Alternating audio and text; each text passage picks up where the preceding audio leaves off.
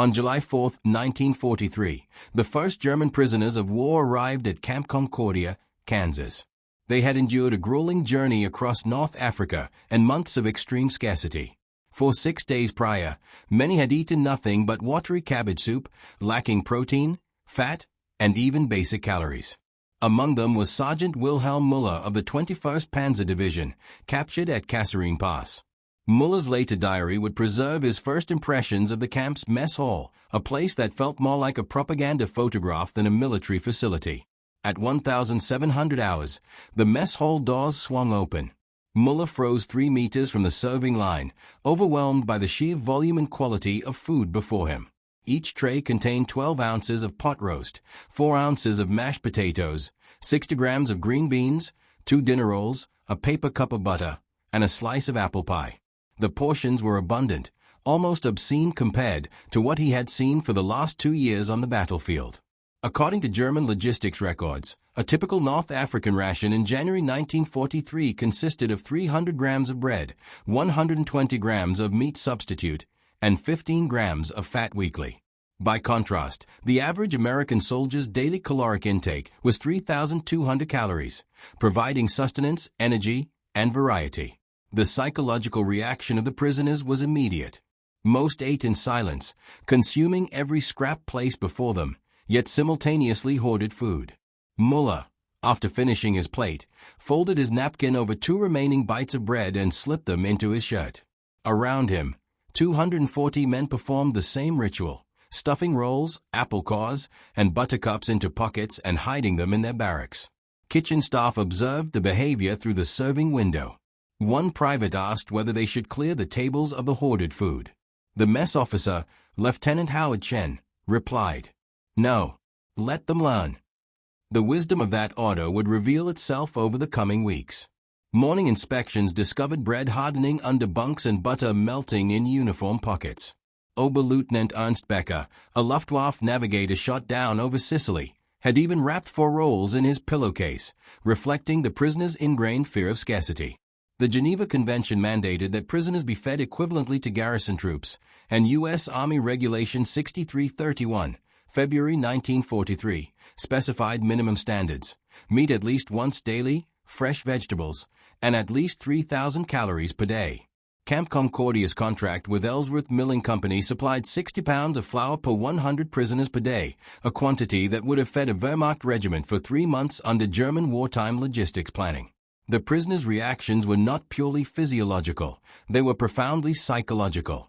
Müller, in his diary, captured the disorientation of seeing consistent abundance for the first time in years. The sheer contrast with frontline rations, where starvation and improvisation were routine, made the American system seem almost alien. The first meals caused digestive distress. Some men vomited after consuming fats and proteins they hadn't eaten for months. According to camp medical logs, 43 prisoners experienced this reaction in the first week alone. Yet, even as their bodies protested, the prisoners continued to hoard food, driven by years of survival instincts. By July 6, inspections uncovered a systematic smuggling network. Food was transferred during work details or buried in hidden caches near the motor pool. One cache, discovered when a guard noticed disturbed earth, contained 87 bread rolls, 23 partially eaten steaks wrapped in newspaper, and 14 apples. The camp commandant, Colonel Paul Neufeld, convened a prisoner liaison committee. He explained through an interpreter that the food supply was permanent. The prisoners questioned the meaning of permanent and indefinite, but trust could not be conveyed in words. It required consistency over time. Over the next week, rations continued at the same levels. The prisoners' hoarding intensified initially, but began to shift as they observed the unbroken supply. Müller's diary entries reflect this gradual cognitive adjustment. July 14th, steak again. They not run out. July 18th, eggs every morning. Maybe Kansas is rich place only. July 22nd, butter every meal. Where they get so much?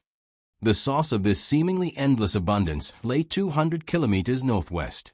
Kansas wheat production in 1943 totaled 241 million bushels, a state record, and the beef cattle inventory reached 3.8 million head, bolstered by wartime government price supports. Ellsworth Milling operated 3 shifts to meet the camp's demands. The scale of supply was such that a single month's expenditure for 2,400 prisoners could have fed a Wehrmacht regiment for 3 months, underscoring the massive logistical difference between American and German systems. The prisoners' behavior was thus a combination of fear, habit, and observation. Initially, they hoarded food, storing it under bunks or in pillowcases. Their trust was tentative, based on repeated experience rather than verbal assurances.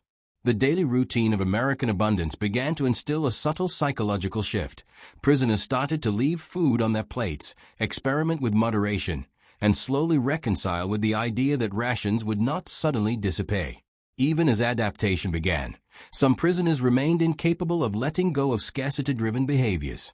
Lieutenant Becker and a handful of others continued hoarding, reflecting deeply ingrained trauma from months of deprivation. These early experiences would form the baseline for long-term psychological responses, illustrating how human behavior around food is shaped by both environment and experience. By the end of July 1943, the prisoners were still learning. They had encountered a system beyond comprehension, where abundance was the norm and scarcity no longer dictated survival. Each tray of food became a lesson in trust, physiology, and strategy. The lesson was simple yet profound. In a war fought on multiple continents, the ability to sustain soldiers and prisoners alike could be more decisive than tactics or firepower. This first month set the stage for the psychological evolution that would dominate the prisoners' experience for the next 17 months. They were no longer merely captives, they were participants in an unintentional study of logistics, psychology, and human adaptation. Their initial shock, visceral responses, and hoarding behaviors reflected the collision between survival instincts and a system operating on abundance, and the narrative of their first meals would reverberate throughout their diaries, inspections, and later recollections.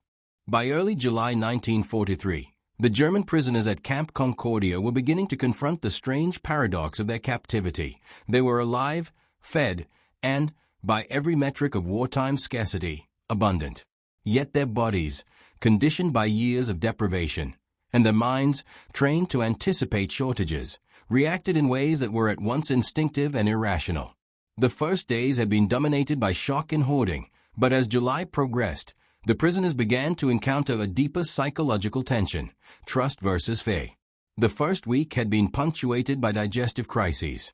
Muller, who had never eaten more than a few hundred calories of bread and meat substitute in a day, recounted vomiting after a breakfast of eggs, bacon, toast, coffee, and orange juice. His diary entry on July 5th captures his confusion. Eggs again. They give yesterday too. Mistake? God say no mistake. Everyday eggs. Medical logs confirmed 43 cases of acute gastric distress in that initial week. The human body, after months of near starvation, could not process sudden surges of fat and protein. Yet while some prisoners recoiled physically, the mental response was more enduring. The immediate impulse to hoard intensified. During work details, prisoners began smuggling food, sometimes burying it near the motor pool or concealing it in storage rooms. One cache, discovered after a guard noticed disturbed earth, contained 87 bread rolls, 23 partially eaten steaks wrapped in newspaper, and 14 apples, already beginning to rot. Guards noted these caches but took no punitive action, understanding that punishment would only reinforce fear and resistance. Colonel Paul Neufeld, the camp commandant, convened a prisoner liaison committee, assuring prisoners via interpreter that the food supply was permanent. However, permanent and indefinite were abstract terms to men whose survival had been measured in hours and scraps. Trust could not be established through words alone. It required weeks of consistent observation. An observation they had. By mid-July, the prisoners began recording their own reactions. Muller's diary captures the incremental change in perception. July 14th, steak again. They not run out. July 18th, eggs every morning. Maybe Kansas rich place only. July 22nd, butter every meal. Where they get so much. The prisoners were beginning to recalibrate their sense of security. Where once the disappearance of a single roll would have sparked panic, they now began leaving some food on their plates, testing the durability of supply. The first signs of adaptation appeared in subtle behaviors. Fewer items were stuffed into pockets, Smaller caches were maintained, and some prisoners began sharing food with others. Yet not all adapted at the same pace. Prisoners with previous exposure to extreme scarcity, like those who had survived the Northern Front winters of 1941-42 or Stalingrad, remained psychologically tethered to hoarding behavior. Lieutenant Becker, for example, continued to wrap rolls in his pillowcase, even as the surrounding prisoners gradually left extras untouched. Psychologists later identified this as a survival reflex too deeply ingrained to override, even in the face of abundance. Meanwhile, the American logistical system quietly demonstrated its superiority. Kansas wheat production in 1943 totaled 241 million bushels, setting a state record, and beef cattle inventories reached 3.8 million head, augmented by wartime price supports. The Ellsworth Milling Company operated 3 shifts to ensure flour supply, while local dairy farms produced enough butter to exceed camp requirements consistently. The scale of supply contrasted sharply with German rations. A Wehrmacht regiment at Stalingrad would have struggled to obtain a third of what Concordia prisoners consumed daily. This abundance had strategic as well as psychological consequences.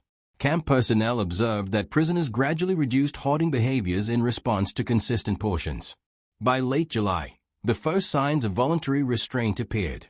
Muller's diary notes small experiments in moderation, leaving a roll on the tray, eating fewer slices of pie, or distributing extra butter among his barracks mates. He wrote, "Maybe is Kansas place rich. Food here is not stop. We can try wait. Not gone." The camp's records show a deliberate pattern of repeated exposure. Soldiers were served the same portions each day, allowing them to internalize the idea of permanence. By contrast, German soldiers at the front had received inconsistent rations, sometimes 300 grams of bread for a week or improvised meat substitutes, fostering distrust and hoarding. As prisoners adapted, a cultural shift began to emerge. Food became a measure of trust, stability, and relative normalcy. Conversations turned from desperation about shortages to discussions of quantity, quality, and preparation. They compared American meals to what they remembered from North Africa, Tunisia, and Sicily. Soldiers noted portion sizes, cooking techniques, and nutritional content, cataloging the differences in diaries and clandestine lists. One prisoner, Klaus Weber of the 15th Panzer Division, kept a cardboard Mengenliste, recording every ration alongside German equivalents. He calculated caloric intake, meat content, and fat percentages, later smuggling the data to German intelligence via coded Red Cross letters. By August 1943, the prisoners' behavioral shift became more pronounced. Food hoarding began to decline, though not universally. Muller's diary recorded the first instance of leaving bread on his plate on August 9th, writing, "I leave bread on plate today. Mornings still come. Food still there." Psychologists later identified this as a critical moment of cognitive adjustment. Prisoners were learning that abundance, unlike scarcity, is predictable, and that their traditional survival strategies, hoarding and rapid consumption, were unnecessary in this environment. Still, the pace of adaptation varied. Some men, conditioned by years of extreme deprivation, continued to hoard food for weeks or months. Dieter Hans Lehmann, a survivor of the Northern Front, persisted in storing food under his mattress, requiring intervention by camp medical staff. The Red Cross inspected the camp in November 1943 and reported an unprecedented complaint. Portions were too large. Some prisoners even requested smaller servings to avoid gaining weight, a striking reversal from pre-capture behavior. This early stage of adaptation at Camp Concordia demonstrates the intersection of psychology, physiology, and logistics. The prisoners' initial fear-driven hoarding gradually yielded to trust, and eventually to moderation, but only after consistent reinforcement. The American system, built on abundance rather than efficiency, taught lessons about resource security, human behavior, and strategic advantage that extended far beyond the mess hall. By the end of August, the prisoners had begun to internalize a fundamental truth: the supply would not run out. Their bodies were still adjusting to the caloric surplus, but their minds had begun to comprehend permanent abundance, a realization that would shape their experience for the next 17 months of captivity, and, later, their understanding of the war itself. By September 1943, the German prisoners at Camp Concordia had been exposed to nearly 3 months of consistent American abundance. The initial shock of vast portions and quality meals had begun to evolve into cognitive and psychological adaptation, though the process was neither uniform nor instantaneous. Some men still clung to habits formed by years of scarcity, while others started to understand the predictable nature of supply. This period marked the critical transition from fear-driven survival to trust in abundance. The most obvious sign of adaptation was a decline in hoarding behavior. Inspectors found fewer caches of hidden food, and the rolls, butter, and apple cores that had once disappeared into pockets and pillowcases were now left on trays or shared among barracks mates. Sergeant Wilhelm Muller's diary entries capture this evolution in real time. September 2nd. I leave one roll. Still there tomorrow. Not gone. September 10th. Butter left on plate. Morning comes. Same. We try not touch. September 18th. No need hide eggs. Always here. Strange feeling. The diary entries demonstrate incremental trust building. Prisoners had learned that the food supply was not subject to sudden disappearance, and that hoarding was no longer necessary for survival. Yet, not all prisoners adjusted at the same pace. Dieter Hans Lehmann, the soldier who had survived the brutal Northern Front winter of 1941-42, remained a persistent hoarder. Lehmann continued hiding bread and meat under his mattress despite repeated inspections and warnings. Psychologists later identified this as trauma-induced hypervigilance, a behavior too deeply ingrained to be mitigated by observation alone. Lehmann's case demonstrates the lasting impact of prolonged deprivation on human behavior. Even in the presence of abundance, the mind can remain trapped in survival mode. Meanwhile, the Red Cross inspection of November 1943 highlighted an unusual phenomenon. Prisoner representatives, when questioned about conditions, expressed a complaint that baffled inspectors. The portions were too large. Many prisoners had gained weight, on average 8 kilograms in 4 months, and some requested smaller servings to avoid overconsumption. Dr. Friedrich Baumann, representing the Swiss delegation, recorded in his report, prisoners express concern about overfeeding. This observer has never encountered such a complaint in 40 camp inspections across 3 continents. This rare complaint underscores a paradoxical effect of sustained abundance. The prisoner's physiological needs had been satisfied to the point that some sought self-imposed moderation. Food, once a source of anxiety, now became a measured commodity, and the prisoners were actively learning to regulate consumption. During this period, the camp also witnessed emergent social and cultural behaviors around food. Prisoners began discussing portion sizes, comparing American meals to the thin rations received in North Africa and Tunisia. Conversations in the barracks reflected both practical observations and emotional reactions. Some marveled at the quantity of butter and steak, while others debated the psychological implications of abundance, recognizing that consistent supply created a sense of predictable security. The camp records also note that the prisoners systematically experimented with restraint. Some men left portions on their trays, others shared food with fellow prisoners, and yet others monitored their intake to avoid gaining excessive weight. This period illustrates a critical insight into human behavioral adaptation. Repeated, predictable exposure to resources can reshape deeply ingrained survival instincts. Wilhelm Muller's diary captures this subtle cognitive shift. By late September, he notes, "Leave bread today. Morning come. Still there. Not taken. Butter left on tray. Strange. I feel calm. Never feel calm before." The psychological shift was mirrored in physical adaptation. Initial vomiting and digestive distress had largely subsided, though some prisoners continued to experience mild discomfort as their bodies adjusted to the high-calorie intake. Camp medical logs recorded a dramatic decline in acute gastric distress, suggesting that prisoners' digestive systems were physiologically acclimating to abundance, as well as psychologically. The Red Cross reports emphasize another critical dimension, the contrast between prisoner intake and civilian starvation.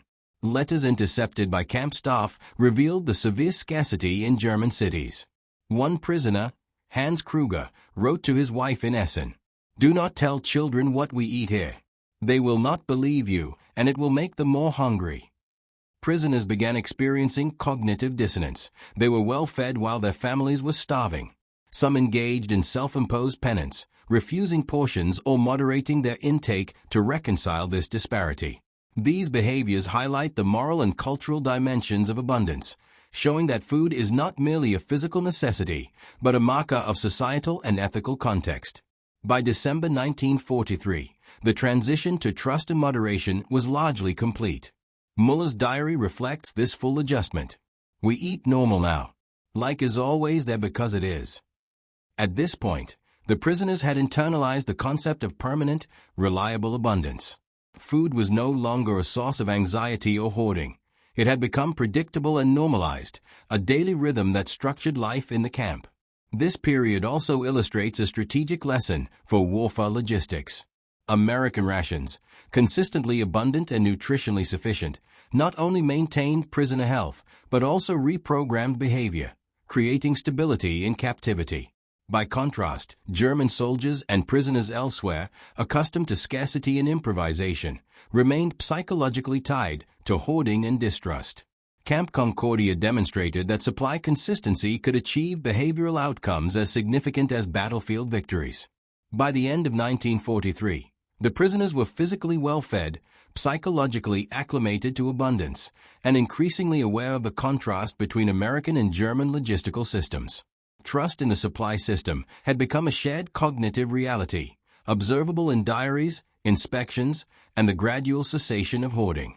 Even persistent hoarders like laymen became exceptions rather than the rule, illustrating the power of consistent logistical surplus to reshape human behavior over time. In summary, September through December 1943 at Camp Concordia marks the transition from fear-driven survival to trust and moderation. Prisoners learned that abundance was reliable, digestive systems adapted, and social behaviors evolved around shared observation of surplus. This period laid the foundation for long-term lessons about human adaptation, logistics, and strategic advantage, themes that would continue to play out in subsequent years of captivity and post-war reflection. By May 1945, the war in Europe had ended. News of the German surrender reached prisoners at Camp Ruston, Louisiana, during the evening meal. The atmosphere in the mess hall was initially silent, the soldiers processing the collapse of the Reich alongside the persistent abundance of food. After a tense pause, one prisoner laughed and remarked in German, later translated by guards, "Hi, cracked. We're lost, and we eat like kings." This moment, seemingly trivial, encapsulated a central irony of the prisoner's experience. For 17 months, American rations had provided more nourishment than many had seen in years, even as their country collapsed under the weight of war. The combination of physical surplus and predictable supply had reinforced lessons about abundance that extended far beyond the battlefield. Prisoners returned to Europe through repatriation camps beginning in the spring of 1946. Transfers from U.S. custody to British and French administration immediately revealed the fragility of adaptation. At Camp 2227 near Cherbourg, France, former prisoners encountered European rations that were dramatically reduced compared to American standards. Bread was limited, soup thin, and protein scarce. Oberleutnant Klaus Weber, who had maintained his Mangan-Lister of American rations, resumed meticulous record-keeping, noting stark contrasts. May 3rd, bread 400 grams, soup thin, no meat. May 4th, same. May 5th, same.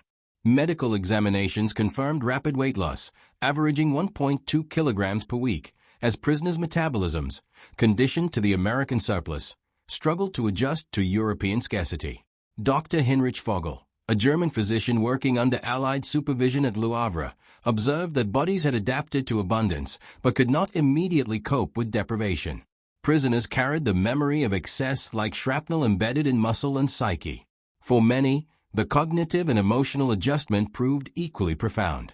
Muller returned to Dusseldorf in August 1946, weighing 68 kilograms, heavier than his capture weight of 61 kilograms, though lighter than his release weight from Concordia of 74 kilograms.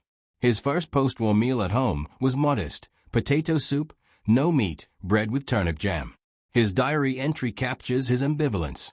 Is enough. Not need more. She does not know what enough means now. Neither do I. This statement reflects the lasting impact of consistent abundance on perception, appetite, and the very concept of sufficiency. The prisoners had experienced quantitative and qualitative food security that their home country could not provide. The irony was both personal and societal. They had been nourished better as prisoners than many German civilians had been during the war. Some prisoners, however, never fully adapted.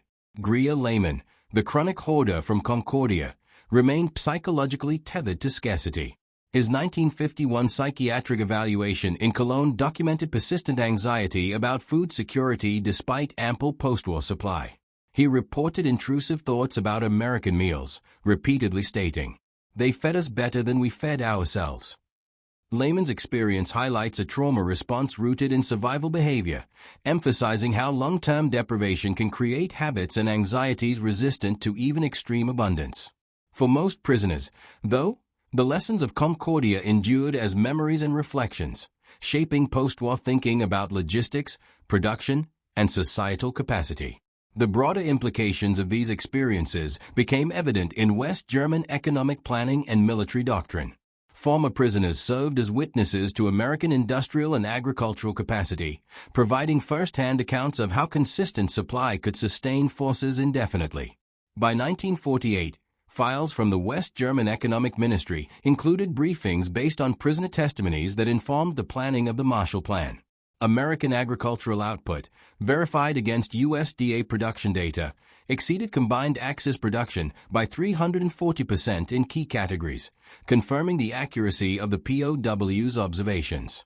The lessons of Camp Concordia and similar installations were eventually codified in Bundeswehr logistics manuals by 1956. Feeding standards, shorthand for the reliable provision of calories and nutrients observed in U.S. POW camps, became a benchmark for sustainable force projection. The principle was clear. Logistical superiority enables strategic patience, and an enemy capable of feeding prisoners and soldiers alike had reserves beyond defensive reach. Soldiers like Muller and Weber had lived through this calculus daily, one tray at a time, internalizing the limits of human adaptation to supply and the psychological dimensions of abundance. For the prisoners themselves, the legacy was more personal than doctrinal. Reunions of former POWs in the 1950s consistently focused less on battles or capture than on American food and the abundant portions they had received. Diaries, letters, and testimonies repeatedly emphasized caloric intake, butter rations, and steak ounces. The material imbalance they observed, the disparity between American abundance and German civilian scarcity, was remembered as vividly as combat itself. The final irony of this experience was physical embodiment. Prisoners gained weight during captivity, sometimes 14 kilograms on average, while their home regions suffered under food shortages. Clothing preserved from capture no longer fit, symbolizing the disconnect between body memory and homeland reality. Even after returning to post-war Germany, former prisoners continued to measure security, trust, and well-being in terms of food, carrying with them both gratitude and a sense of bitter revelation. Muller's final interview in 1998, at age 76, encapsulated the enduring lesson. Asked about combat experience, he redirected immediately to the first American meals. "You want to know about the war? I'll tell you about the war." On July 4, 1943, I walked into an American mess hall and thought the tables were decorated. I had not seen that much food on one plate in 2 years. They gave me this every day for 700 days. We lost because they could do that. Feed prisoners like officers while fighting on 4 continents. Everything else is commentary. Muller passed away 4 months later, leaving his diaries to the Bundesarchiv in Freiburg, a permanent record of the intersection between abundance, human adaptation, and strategic logistics. Camp Concordia itself closed in 1946, later converted to storage for agricultural equipment. Only one artifact, a metal serving tray, was preserved by the County Historical Society, with a plaque reading, Camp Concordia, 1943 to 1946. They came as enemies, left understanding the distance between us. This distance, measured in buttergrams and steak ounces, calories that prisoners could not comprehend, and waste they could not justify, embodied the decisive, often invisible role of logistics in wartime outcomes. The war killed millions, but it was the ability to sustain forces indefinitely that helped determine who ultimately prevailed. The prisoners carried that lesson home, engraved not just in memory, but in body and mind, a testament to the power of abundance over scarcity.